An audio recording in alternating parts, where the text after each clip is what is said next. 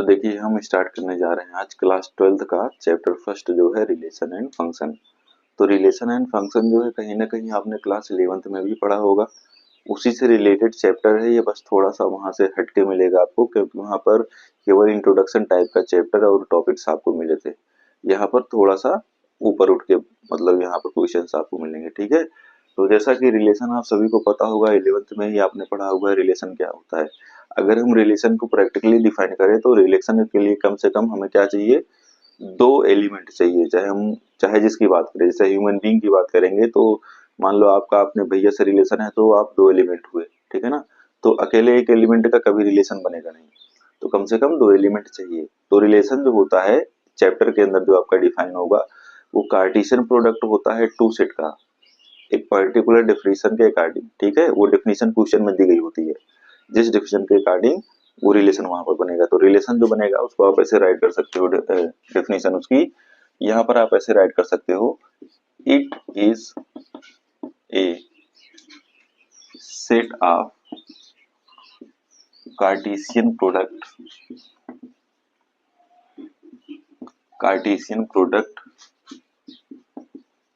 Of two set.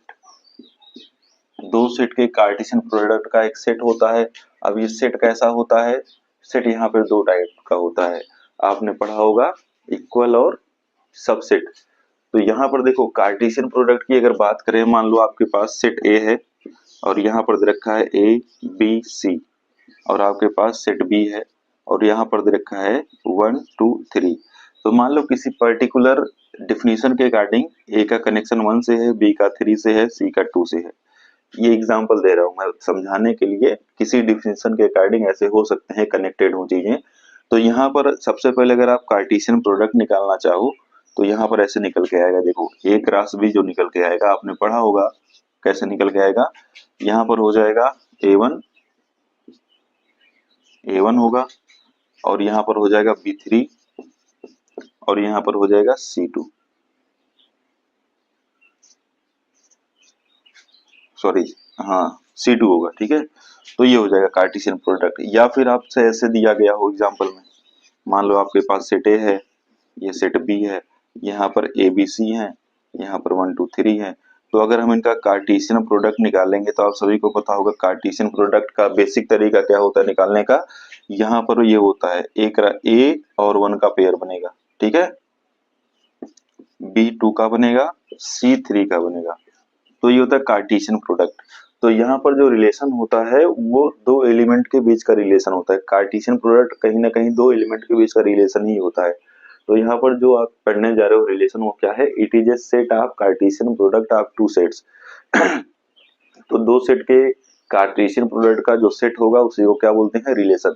अब main चीज ये है, रिलेशन को कैपिटल आर से डिनोट किया जाएगा, और जो कैपिटल आर होता है या तो ये सबसेट होगा या फिर इक्वल होगा किसके, ए क्रॉस बी के। ए क्रॉस बी का मतलब क्या है, यहाँ पर दो अलग अलग सेट होंगे, तो यहाँ पे आप राइट कर सकते हो where A and B are two sets, ठीक है। ए और बी दो यहाँ पे सेट होंगे। तो इस प्रकार से आपका रिलेशन डिफाइन होता है। एग्जाम्पल आप बहुत सारे ले सकते हो, मैंने बस यहाँ पर छोटा सा एग्जाम्पल ये था आसान, ताकि आपको समझ में आ जाए। और इसमें कुछ नहीं है, बस ये दो सेट के कार्टेशियन प्रोडक्ट के इक्वल होगा या फिर उसका सबसेट होगा, ठीक है। तो ये चीज है। रिलेशन के कुछ टाइप्स भी होते हैं, टाइप्स का मतलब जैसे कितने प्रकार के होते हैं रिलेशन, अब हम उसको जानेंगे। तो जो रिलेशन के टाइप्स होते हैं उसमें सबसे पहले आपका आता है एम्प्टी रिलेशन। एम्प्टी रिलेशन क्या होगा, जैसे आपने एम्प्टी सेट को पढ़ा था कि जब सेट के अंदर कोई भी एलिमेंट प्रेजेंट ना हो तो वो एम्प्टी सेट होता है, ठीक है ना। और ऐसे यहाँ पर भी है, जब रिलेशन के अंदर कोई एलिमेंट प्रेजेंट नहीं होंगे तब वो एम्प्टी रिलेशन होगा। तो सीधे सीधे यहाँ पे आप राइट कर सकते हैं, a relation R is said to be empty relation if no element present in relation। मतलब रिलेशन के अंदर कोई एलिमेंट प्रेजेंट नहीं होगा, कहने का मतलब एक सेट का एलिमेंट दूसरे सेट के एलिमेंट से कनेक्ट नहीं होगा तो ये एम्प्टी रिलेशन होगा। आप ऐसे राइट कर सकते हो R is equal to five, या फिर ऐसे राइट कर सकते हो five subset of A cross B. मतलब यहाँ पर ए और बी दो सेट होंगे और उनके बीच में जो रिलेशन होगा, जो कार्टेशियन प्रोडक्ट होगा, वो बनेगा ही नहीं, ठीक है ना, डेफिनेशन के अकॉर्डिंग, तब वो होता है एम्प्टी रिलेशन। उसके बाद है यूनिवर्सल रिलेशन। यूनिवर्सल रिलेशन में क्या होगा, a relation R is said to be universal relation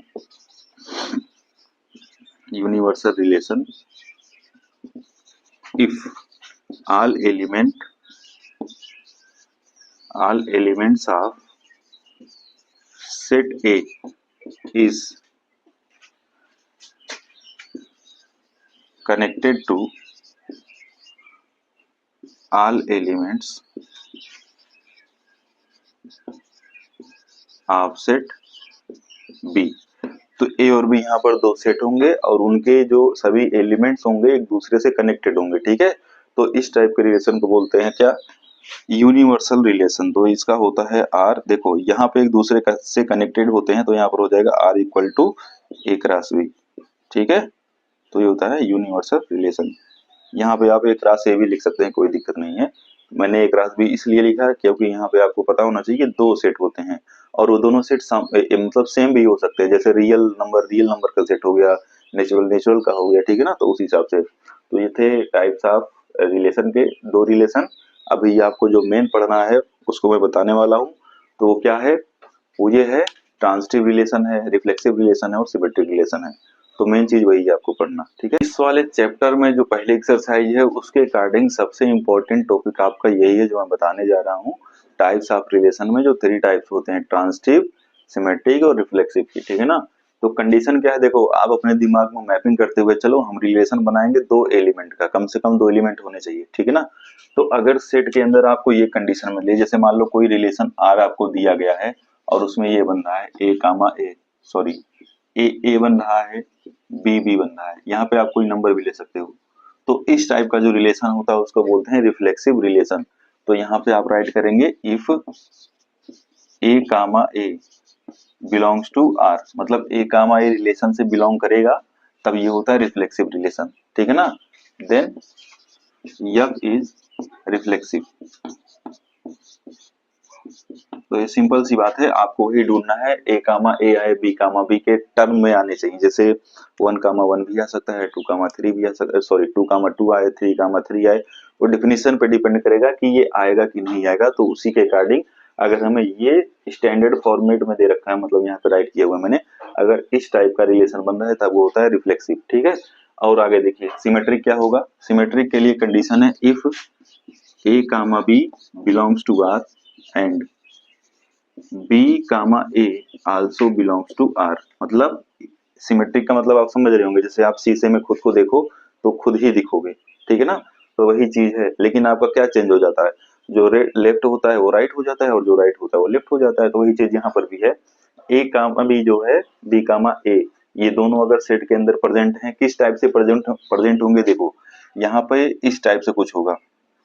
मान लो आर जो होगा आपका, आर इज इक्वल टू हो सकता है 1,2 हो और यहीं पर 2,1 भी दिया गया हो। तो ये हो जाएगा इस टाइप का रिलेशन जब आपको मिलेगा सेट के अंदर, रिलेशन के अंदर, तो ये होता है सिमेट्रिक रिलेशन, ठीक है ना। अब जैसे इसमें बहुत सारे सेट के अंदर बहुत सारे एलिमेंट्स हो सकते हैं तो सबका नहीं बनेगा। तो जैसे 1,2 का बनेगा, 2,1 का बनेगा, तो ये सिमेट्रिक हो जाएगा, ठीक है। आगे देखिए ट्रांजिटिव रिलेशन। तो ट्रांजिटिव रिलेशन में क्या आएगा, ट्रांजिटिव रिलेशन की कंडीशन ये है if A comma B belongs to R and B comma C belongs to R and A comma C also belongs to R. तो यहाँ पर ये कंडीशन आपको देखनी है, अगर रिलेशन के अंदर ए कामा बी कामा सी, मतलब ए का बी से रिलेशन है, फिर बी का सी से है और ए का देखो सी से भी हो गया, तो तीनों एक दूसरे से कनेक्टेड हैं, ठीक है। तो यहाँ पर इस टाइप के रिलेशन को बोलते हैं ट्रांजिटिव रिलेशन, ठीक है ना। अब देखो एग्जाम्पल के लिए आप यहाँ पे राइट कर सकते हो आर इक्वल टू ट्रांजिटिव, मान लो आपके पास है 1,2 है, फिर उसके बाद 2,3 है और नेक्स्ट आपको मिल जाए 1,3। 3। तो आपको दिख रहा होगा 1 का 2 से रिलेशन है, 2 का 3 से, फिर 1 का 3 से हो गया, जो कि यहाँ पर लिखा हुआ है। तो जो इस टाइप का रिलेशन बनेगा तो उसको बोलेंगे आप ट्रांजिटिव रिलेशन। ठीक है, तो ये थे रिलेशन के टाइप्स। और मेन चीज ये है कि अगर कोई रिलेशन तीनों सेटिस्फाई हो रहा है, मतलब तीनों कंडीशन उसमें फुलफिल हो रही है किसी रिलेशन में, तब उस रिलेशन को बोलते हैं क्या, इक्विवेलेंस रिलेशन बोलते हैं। तब ये हो जाएगा इक्विवेलेंस रिलेशन। ठीक है, तो कंडीशन क्या है, ऐसा सेट, सॉरी ऐसा रिलेशन जो रिफ्लेक्सिव भी हो, सिमेट्रिक भी हो, ट्रांजिटिव भी हो, तीनों हो, तो होता है इक्विवेलेंस रिलेशन। अगर तीनों में से कोई एक नहीं होगा तो इक्विवेलेंस नहीं होगा। तो आपसे क्वेश्चन मिलेगा कि आप शो करके दिखाइए जो रिलेशन है वो इक्विवेलेंस है। तो इक्विवेलेंस शो करने की कंडीशन यही है, आपको रिलेशन को दिखाना पड़ेगा कि इसमें तीनों टाइप के रिलेशन हमें मिल रहे हैं, रिफ्लेक्सिव भी मिल रहा है, सिमेट्रिक भी मिल रहा है और ट्रांजिटिव भी मिल रहा है। तब जाकर के आप दिखा पाओगे कि वो रिलेशन इक्विवेलेंस रिलेशन है। तो ये इंट्रोडक्शन था, एक्सरसाइज वाइज में इंट्रोडक्शन करवाऊंगा। अब ये पहले एक्सरसाइज के लिए काफी था, इतना इतना आप जान लिए। अब एक्सरसाइज 1.1 को सॉल्व कर सकते हैं।